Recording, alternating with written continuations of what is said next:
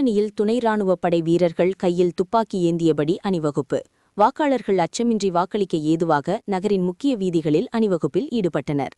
நடைபெறவுள்ள சட்டமன்ற தேர்தலை முன்னிட்டு திருவள்ளூர் மாவட்ட நிர்வாகம் சார்பில் பல்வேறு முன்னெச்சரிக்கை நடவடிக்கை எடுத்து வருகிறது. மேலும் பறக்கும் படை அதிகாரிகள் வாகன சோதனையிலும் ஈடுபட்டு வருகின்றனர். இதனிடையே தேர்தல் பாதுகாப்பு பணிக்காக துணை ராணுவப் படை வீரர்கள் முதல்கட்டமாக 150 பேர் வரவழைக்கப்பட்டுள்ளனர்.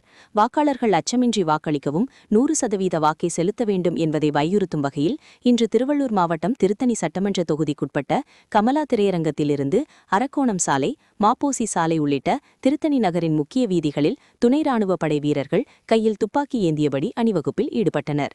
திருத்தணி ஏஎஸ்பி ஷூபம் திமான், ஆய்வாளர் சிவக்குமார் உள்ளிட்ட காவலர்களும் இந்த அணிவகுப்பில் கலந்து கொண்டனர்.